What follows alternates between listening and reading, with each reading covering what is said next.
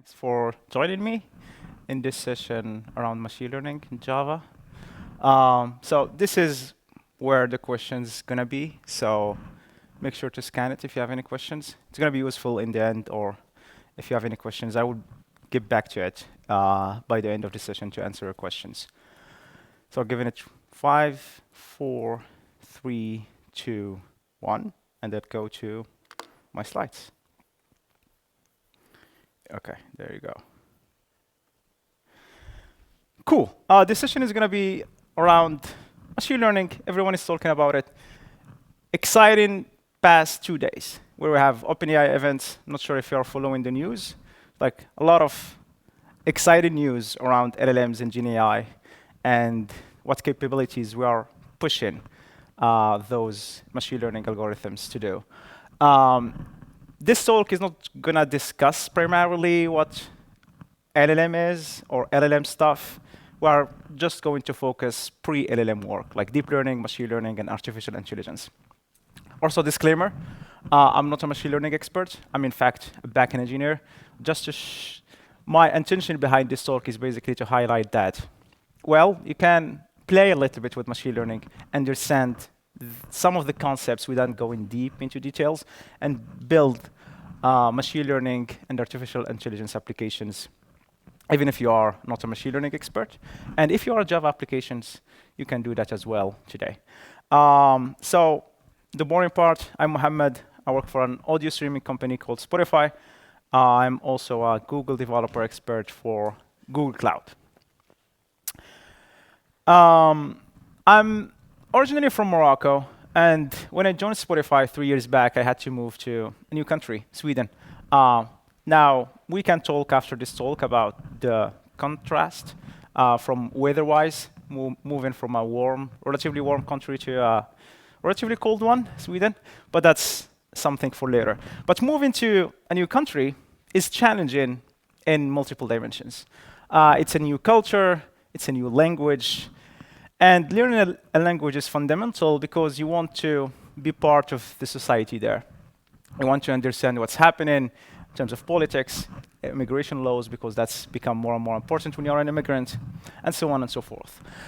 Benny Lewis has a very interesting book on how he managed to crack multiple languages. In fact, he's around more than 20, almost 30 languages he managed to understand in 3 months. So he gathered a lot of techniques he learned along the way on learning those languages, and he put them in a book. So the book basically highlights the techniques he followed. And he followed a rather different approach than the fundamental one. So in an academic approach, what we do is we learn the syntax of a language and how we build a correct, grammatically correct language. So we build the subject, the verb, and whatever. Right? So we learn the syntax, grammatical correct way for the language, and then we try to match the language. So there are some rules that we learn, and then we apply those rules when we try to speak that language. He followed a different approach, which is traveling to these countries and just immersing himself in speaking none other languages than the local language. So he goes there with the little background he has, and then just starts speaking the languages. And what he does, he's basically building patterns around how to speak the language. So he follows basically trial and error. So he starts speaking the language, someone corrects the pronunciation for him, explain a little bit of why it was wrong, and then he corrects it, and then try to fine-tune. That's a very machine learning term, but like he fine-tune and correct how he learned the language. So instead of following the academic approach, I follow rather an orthodox approach, which is basically immersing himself and speaking whatever language he's trying to learn, and that's how he managed to learn the languages in less than 3 months. The language he learns is not the most grammatically correct, though, but it's enough to understand what's happening around you and have a meaningful conversation between you and the locals in the country. And in making the computer smart, in making our program smarter, we started to define rules, and we call those rules programs. So up until recently, we were following academic approach, or a simple approach, rule-based. We call our rules programs, or functions, or methods, or services, you name it.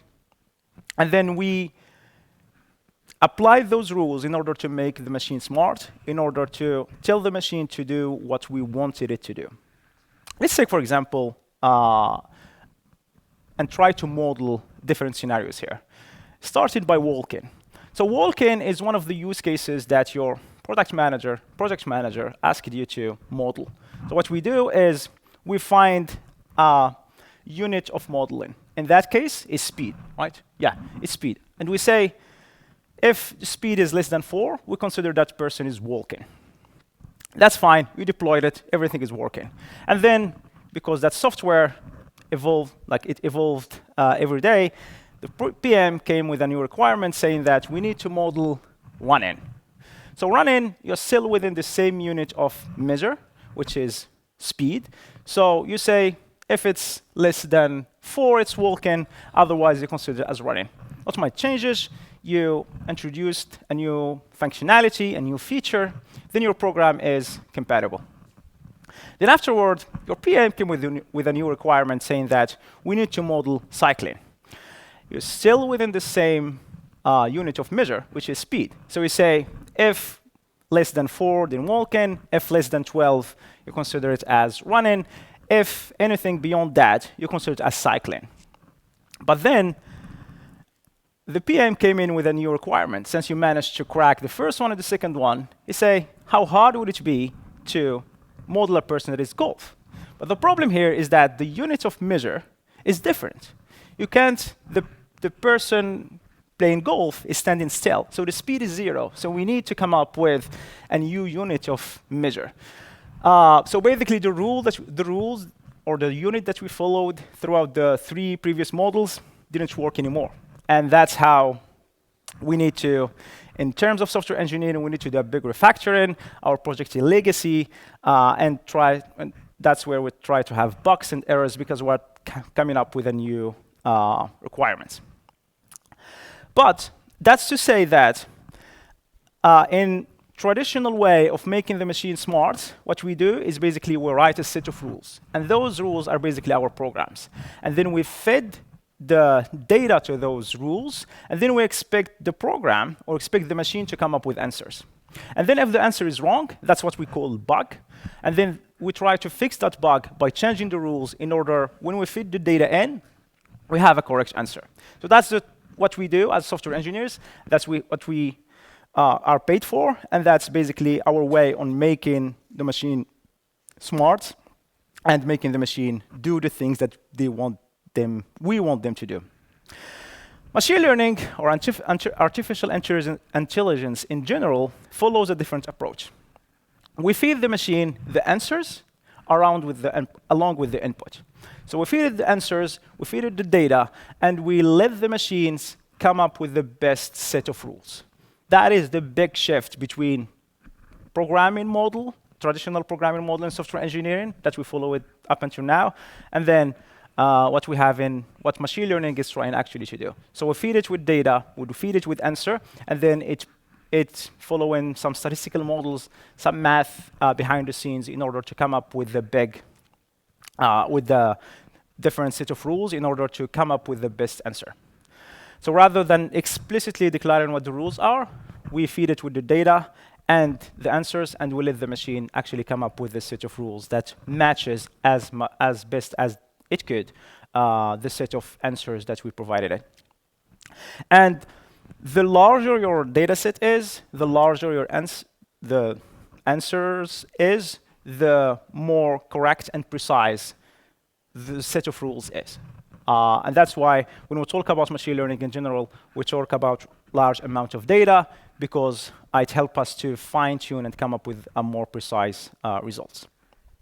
So that's basically my favorite way of describing what machine learning is. It's a new way of making the machine smarter rather than explicitly declaring a set of rules on how it can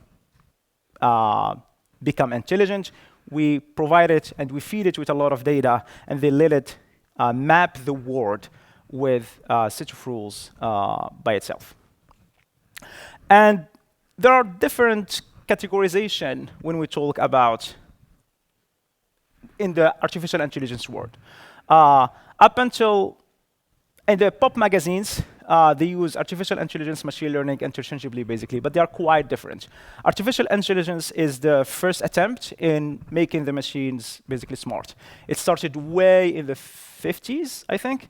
And the idea here is making the machine smarter, enabling them to mimic human behavior.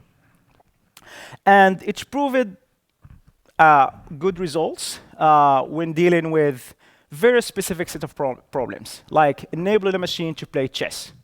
We excelled in that. We put all the resources in one machine in solving one specific problem. But the moment we started to generalize the problem and put in artificial intelligence algorithms in challenge with fuzzy problems, like image classification, for example, it started to fail. Then we needed to come up with a new way of thinking. And that's when machine learning came in. Machine learning is basically a way when we get a lot of data and we use statistical models in order to predict the rules. So machine learning is a subset of artificial intelligence where we learn from the data how we can map the world using statistical model to map the world.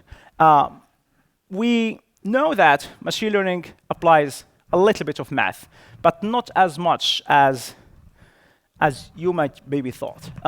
Machine learning and statistical mathematics is different in a sense as chemistry and medicine is different. Chemistry or medicine is a part of chemistry, but medicine deals with its own subset of challenges. Same thing with statistics and machine learning. Machine learning is a subset of statistics, the whole field. However, machine learning deals with large amount of data, which statistical mathematics doesn't necessarily deal with. So in machine learning, we need a large amount of data in order to make the machine intelligence. And then deep learning is a subset of machine learning where we, instead of focusing on one layer to represent the world, we come up with multiple layers in order to make the machine smarter. So I will talk about it in the next slide, but basically the idea is have a successive set of layers, and each one contribute to the learning to the next layer until we have a good set of understanding the problem that we have. And then finally, the thing that everyone is talking about is GenAI or LLM, which is a subset of deep learning, which deals with a huge amount of data, internet-wide amount of data. And up until deep learning, we were trying to come up with answers to problems that we already had, right? So we have a set of problems. We want to enable the machines to come up with answers. GenAI and LLM is taking a different approach. We are making the machine smarter. We are making the machine come up with new things. So you have probably heard with the hype of LLM of what we call hallucination. Hallucination is actually not a bug. It's a feature of GenAI and LLMs because we train them to come up with new things. We want them to be innovative and creative. And in creativity, we end up with what we call hallucination, which is coming up with new things. So moral of the story, don't trust LLMs or GenAI. It might come up with new things. Back to deep learning. So this is what deep in deep learning means. It has nothing to do with deep understanding or deep knowledge, but rather how the depth of layer, it represents the depth of the layer. Other names could have been multi-training something, but deep is basically how many layers we have, how many layers basically contributed to understanding or building our model that we have. And deep means that depth. So in a productionized deep learning model, we will have here dozens or even hundreds of layers contributing to building our model. And deep learning managed to achieve a lot of things so far. We managed to push deep learning models so far that they are in our end devices. It becomes a fundamental part of our world. If you're using Apple Photos or Google Photos, image classification now becomes on device. Really cheap, really easy to do. So those are basically a lot of things that machine learning or deep learning we managed to solve using deep learning. However, whenever I wanted to start learning machine learning and deep learning, the problem that I was faced is I had to learn math. That's what's basically all the tutorials and all the books had to start with. They have a big chapter on maths. And I'm average developer and definitely below average when it comes to math. So I don't want to deal with my math anymore. So that has been a blocker for me for quite some time. And then we learned about a lot of things about linear algebra and vectors, gradient descent, and all of that. And that has been a blocker for me for so long. And the second problem is Python. So Python is a great language. I love Python. There is nothing wrong with it, except that it's slow. But other than that, it's fine. But I'm a Java developer. I use Java on a daily basis. I use it in production for most of my work. And I would love to have this end-to-end deployment for my models, training it using Java, deploying it using Java, and doing the inference using Java. So Python has been, it's not a blocker, but should have been nicer to have a Java framework to do with it. And Java has some limitations when it comes to that, and the Java community has spoke about it before. For example, Humphrey in 2018 wrote a very good blog highlighting how we can manage what things need to change in the Java ecosystem in order to play nicely with the deep learning and machine learning world. Why Java and machine learning? You probably know that. How many Java developers are here, by the way? Most of the room. Yeah, makes sense. So you know this by heart. Java excels when its scalability, its performance, Wara principle, has a great community. In fact, this conference is one of the great highlights of the Java community is strong and kicking. So the rest of this presentation is we're going to talk about 3 frameworks. DGL, Deep Java Library from AWS, Tribuo from Oracle, and Deep Learning 4G from Eclipse Foundation. They are actually right there if you want to ask them more. And then we will talk about JSR 381, or VSREC, as we call it. So a JSR, a Java specification request, attempting or focusing on image classification and trying to standardize image classification in the Java world. So starting with the Java API for visual recognition, in short, VSREC, and JSR 381. So basically, it was a proposal to standardize image classification in Java, taking in consideration what the Java community has been highlighting in order to make the Java play nicely with machine learning. It focuses on image classification, and it has a default implementation, which I'm going to demo in a minute, and also has other implementations. So DGL from AWS is another implementation for it. So the standard implementation or default implementation is DeepNet, is the one I'm going to demo in a minute, and DGL is another one from AWS that supports it. And basically, it focuses on image classification, and it's very lightweight, less verbose that you would expect from a machine learning algorithm. OK, can you see this? This one. OK, so the demo is, how many of you watched Silicon Valley? It's few of you. OK, so for the rest, what we're trying to build here is this scene. So the people that watched the Silicon Valley remember this very well. For the others, it's basically an application that tells you if, take a picture, and tells you if the picture is a hot dog or not a hot dog. It's a very simple application. So we're trying basically to build an algorithm, model, that basically detects if a specific picture is a hot dog or not a hot dog. So for that, I'm going to start with the VSREC API. And that's all what I need to train my model. with the Visric API. And that's something I like very much about the JSR 381 Visric API. It's very condensed and less verbose when it comes to Java. It follows convention over configuration. It uses some configuration file, but generally speaking, it's less verbose than other frameworks, and we're gonna highlight them in a minute. So we are dealing with images, and I have here my test data set. Can you see it here? People in the back, is it okay? Cool. So we have test data set and training data set, and then I have a lot of images. Not that much, but enough to train the model in my machine. So I have a lot of hot dog images, very ugly hot dog here, and then a lot of not hot dog images, steak here, and then, yeah, names, and then fries. So hot dog images and a lot of not hot dog images, as you might expect. So we're dealing with images, so we are declaring an image classifier, and we are building a neural network, which is basically a deep learning model. So we're building a neural network image classifier.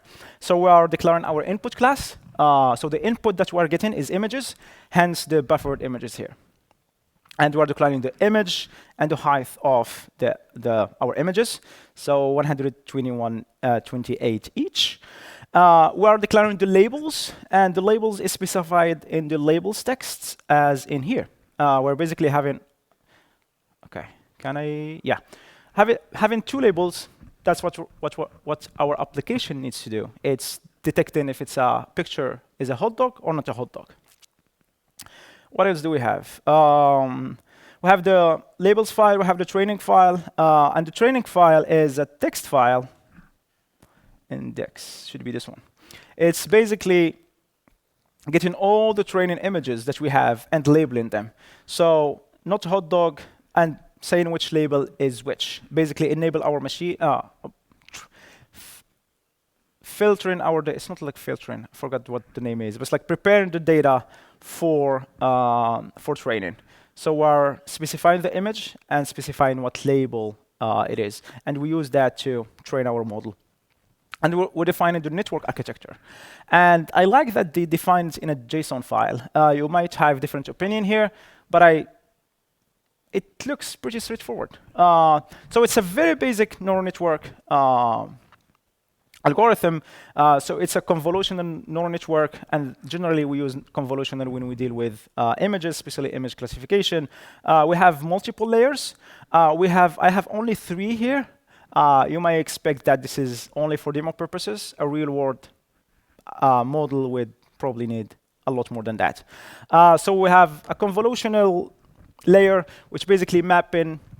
Its job is basically map images to and capture interesting parts in those images and save them into a matrix. Whenever we see an interesting thing, we save it into a matrix, and then we end up with a matrix, because like image is basically a set of pixels. And then with max pooling, which is basically trying to condense and lower the amount of data and keeping only the interesting parts in it. And then we end up with every neural network, convolutional neural network, ends with a fully connected, which basically gathers everything together, and then we have an output layer, basically. So that's my architecture. And then I have in max error, max epochs, how many times I would run this in order for learning, learning rate, and when we end up, I want to export the model in hot dog DNet. And DNet stands for DeepNet, because that's the default implementation. I already run it, and then I have my model saved here. And then for the inference, I basically do this. So I import my model or load it. It's a convolutional neural network, as I mentioned in the beginning. And then my classifier is going to be an image classifier, because we're dealing with images. And then I specify here what image I want to test. So I have 2 images. One of them is a hot dog, and one of them is a pizza, right? And running the inference, I would expect this hot dog if I run it. Here I'm saying basically, run the inference if the probability is less than 50%, is not a hot dog. If more than 50%, consider it as a hot dog. In a productional model, it would need higher than that, but it should be fine, right? And then for the hot dog, it said like, this is probably a hot dog. For the pizza, hopefully, well, I've run it before, so it should work. It's just a demo. I said this is not likely a hot dog. But you see how the idea here is it's if you want to play with image classification, Visric could be really pretty straightforward. Very condensed, less verbose, and random inference is piece of cake, or at least, yeah, for this demo at least. So it's not that much verbosity that you would expect from a Java framework. So that was basically Visric. Say it again? Image size? Yeah, because you want the image to be exactly the same, because you want to capture the things. You don't want to have different sizes of the images, because one hot dog can be bigger than others. So it would influence how the algorithm will capture interesting things.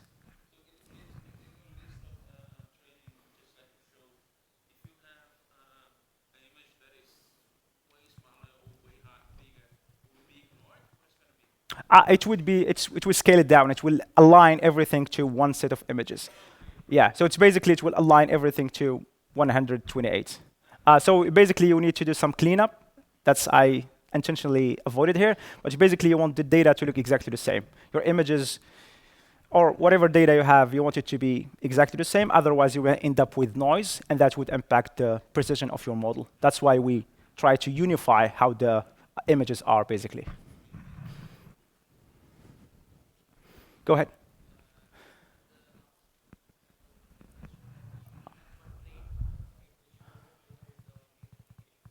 Yes. Yeah.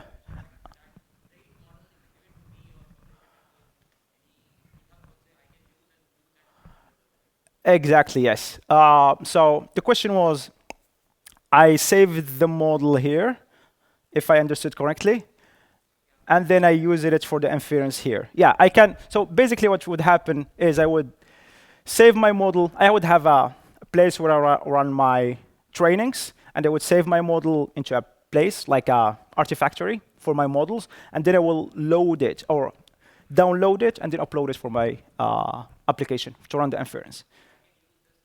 Yeah, you can. Nothing. No, no, that's not LLM. That's just like deep learning. LLMs, I want to be capable to run it on my machine. The training for this model was run on my machine, so it's like very lightweight. You can run LLMs on your machine, but LLMs need resources. That's why everyone is. Yeah, exactly. Yeah. The concept is the same, but it's like the layers are internet. The data is internet wide, so big data, and then the layers, there are multiple layers, and parameters are definitely bigger. So we're talking about billions now, so you can imagine. Okay, sorry, going back. So that was Visric. Deep Learning 4G is from our friends in Eclipse Foundation. They're around if you want to ask them. But it follows actually a different approach. It was one of the first frameworks that that supported machine learning and enabled to do machine learning in Java. I started using it back in 2018, something like that. But it was one of the oldest ones. And it follows a different approach. It's a full-blown machine learning and deep learning library. It focuses on deep learning. It offers a lot of things. And it has an API, which is deep learning API.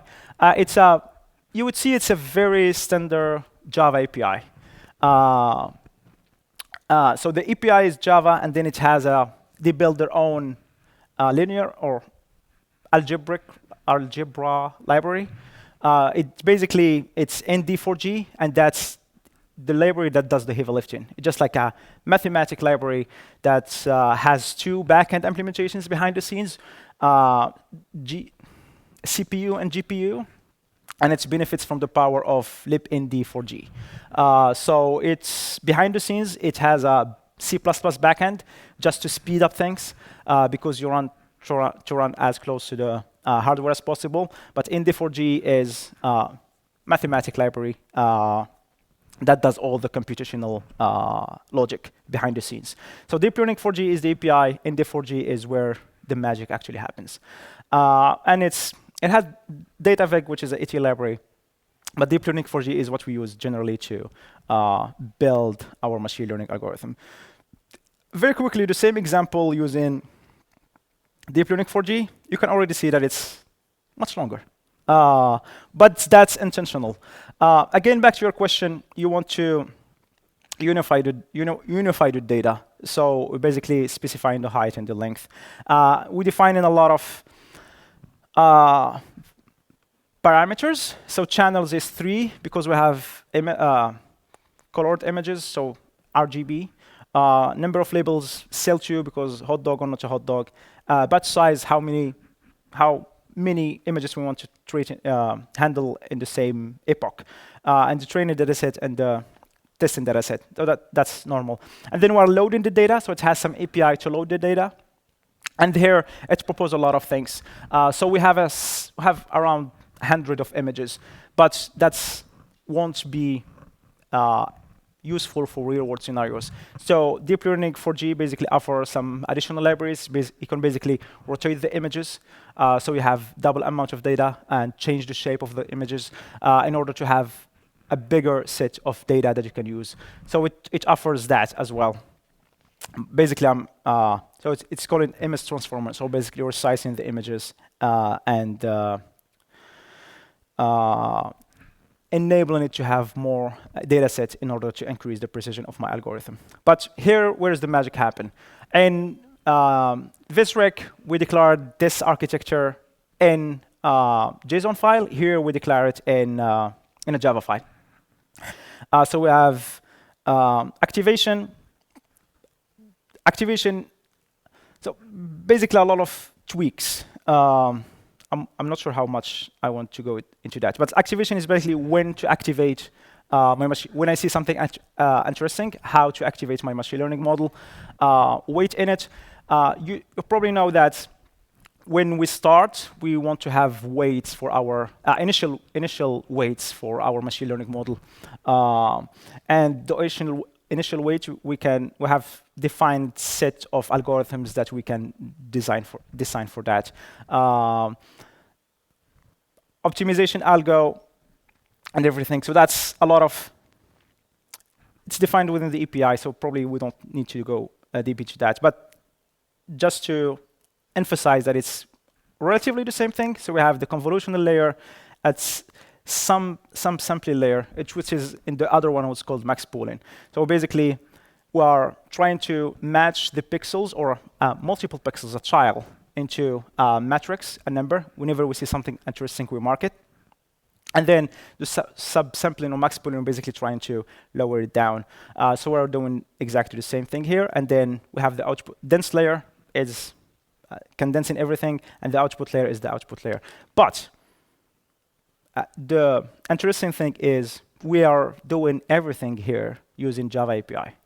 So it's basically offer you a toolbox that has everything that you might need to build your machine learning or deep learning model. And then using Java API, you can tweak it and fine-tune it depending on your needs.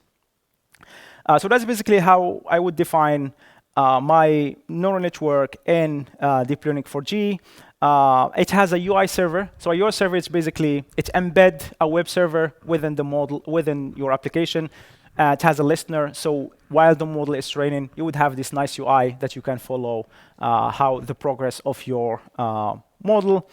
And then I start setting up the config, so I'm going through the data, and then training the model. I'm running through all the epochs that I have, and then evaluating the data. So I trained it, and then tested against my test data, seeing how well my model is, and then I'm saving it. You can see here that the saving model is different. Before it was, I forgot, DeepNet. This one is bin, so it's different configuration or different models depending on which one you need. The inference is going to be almost exactly the same. Here is, so that's training, and then to run it, no, inference. OK. What I wanted to highlight is also, so deep learning, you can train your own model, or you can basically reuse one of the models that is available. And that's what we call fine-tuning. What fine-tuning is, you use an existing model, and then you add a specific layer for it to map it to your existing world. And here, what we have is we are using ResNet. Where is it? Where is it? It should be here. Yeah, ResNet 50. ResNet 50, I will demo it in a minute with DGL. But ResNet 50 is basically a image classification model that supports everything. So what I'm doing here is fine-tuning that model to my specific hot dog or not hot dog model. The layers here is only 2. Basically, it's just the fine-tuning layer that I added. Fine-tuning, you may have heard it in LLM and GenAI as well. It's a general technique, and everything else is exactly the same. So with deep learning 4G, we basically have more control, but less. We have more control, more in our toolbox, but a little bit more verbosity. Some of the features, it has a rich set of neural networks architectures or functions, convolutional neural network, LSTM, GANs, and all of that. It supports multiple models, PyTorch, TensorFlow, so we can import from those models already. It has models.We, and models.We is pre-trained images that you can use out of the box and import them already without the need to train them. And it has multi-language support. So it supports Scala also, if you are a Scala fan, and it does support Python, which is interesting. When to use DGL? We show a demo with image classification. You can use it for NLP, like building your own natural language understanding. For if someone types something, you can understand and match it, and then playing a game or building a robot or something like that. But as I mentioned before, it has a little higher learning curve. That's because of the verbosity, and it has a rich toolbox, so it's offers you to do a lot of things. You need to go through the API and understand what you are doing. It lacks a high-level abstraction because it wants you to have more power. So everything that's exposed there, you need to have a knowledge on what you are doing.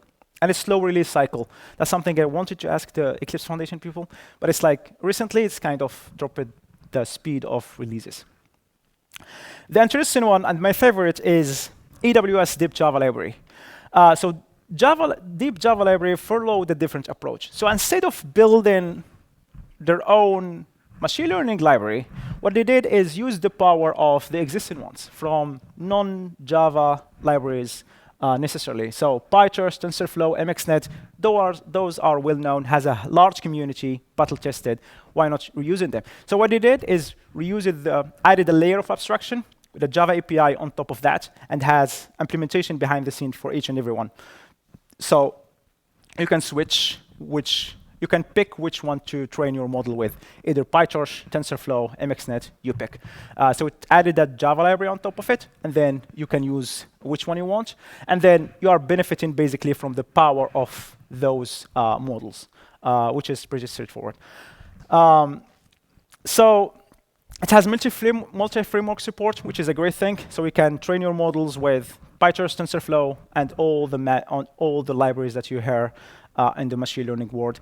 It has a simplified model of deployment. I'm going to demo in a minute. It has a rich models.We, which is like the libraries or pre-trained models that you can use in your libraries.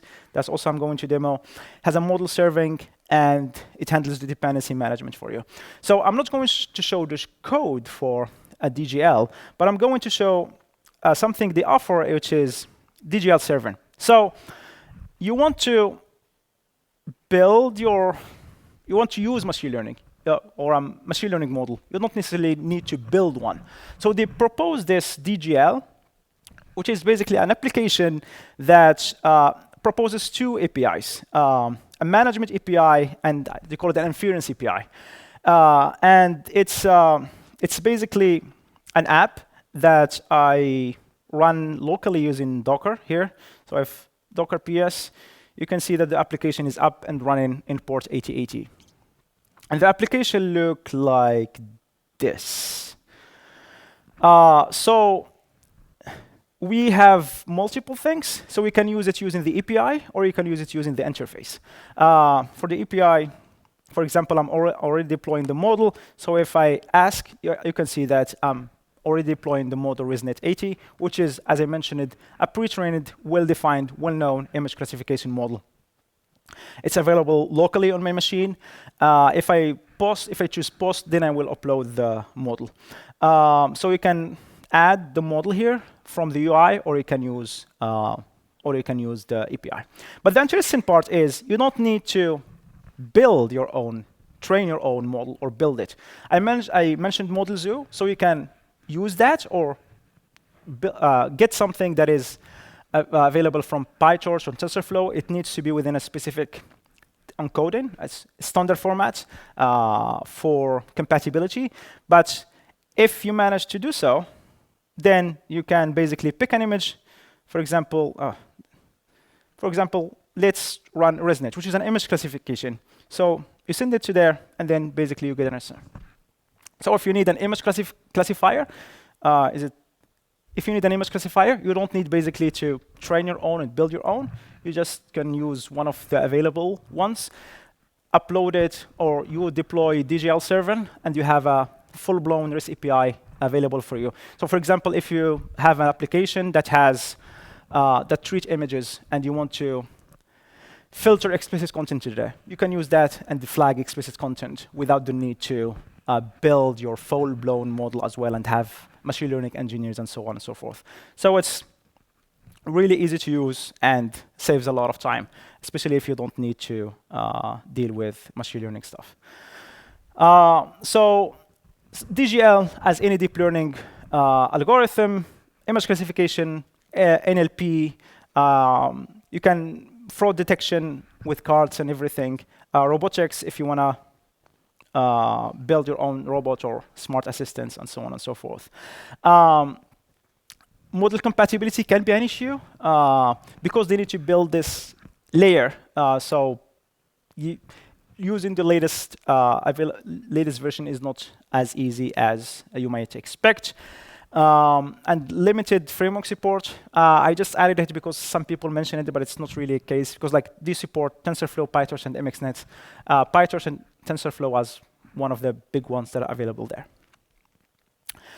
The final one is Oracle Tribuo. And Oracle Tribuo doesn't focus on deep learning, but just focuses on traditional machine learning, because not everyone needs to know about deep learning. Not every problem in the world would be solved with deep learning. Traditional machine learning still has a place. And Oracle Tribuo, they did a lot of stuff in order to make it enterprise friendly. So they have a way to, you can plug it in with your multiple data sources. Could be a text file, could be your database, could be a CSV file, whatever. And then they do pre-handling, pre-formatting for your data, and then before sending it to the Tribuo data sets. And they train the model for you, and then you will have a prediction. So that's basically to say Tribuo excels in enterprise world, and it's basically powering some of the machine learning algorithms available in Oracle Cloud. It's open source, so it has a diverse traditional machine learning algorithm, or what we call shallow machine learning. It is scalable, and it excels in enterprise world. Especially, it has data preprocessing and plug and play in the enterprise world. Use cases, anything in traditional machine learning, classifications, regressions, anomaly detections, and stuff like that. So some of the limitations, not specifically focusing on deep learning. So if you want deep learning, Tribuo is not your way to go. Less extensive models.We. It's relatively still new compared to the other two.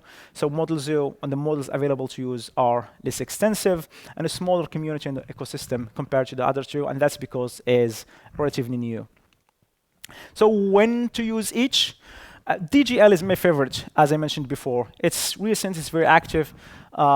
It's followed a different approach. If you want to just get up and running quickly, DGL is your way to go. If you want to have full control and build your own stuff, Deep Learning 4G could be your way, especially if you need deep learning stuff. And Tribuo, if you are enterprise world, doesn't need to know much about deep learning, and a lot of constraints that comes with the enterprise world, Tribuo can be a lot more easier for you to work with. So that's fancy diagram just to say that there's a lot of parts before we deploy our machine learning algorithms, like gathering the data, collecting the data, saving the, training the model, saving the model, and deploying it.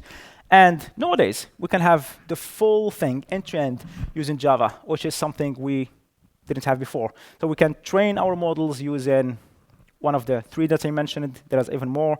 We're on the inference with one of them. We can run production, since it's Java, we can run it with our favorite Java framework, and then we can track the performance of our model and move forward. That's it. Thank you very much. And I'm right on time. I think I can take a look at the questions. OK.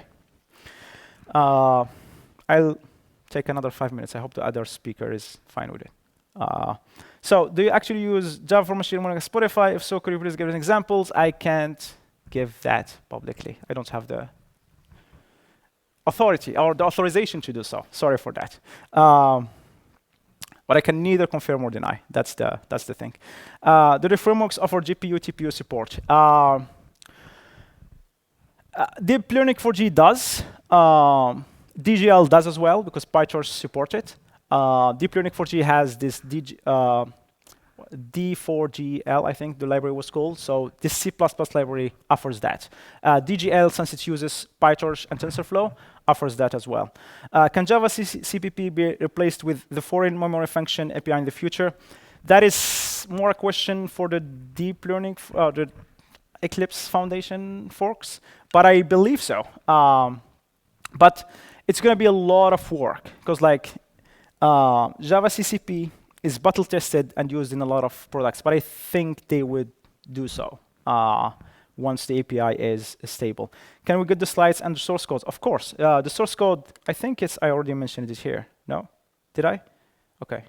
No, sorry. Yeah, it's here. So if whoever asked that question, the slide's going to be there. Boom. I think here as well.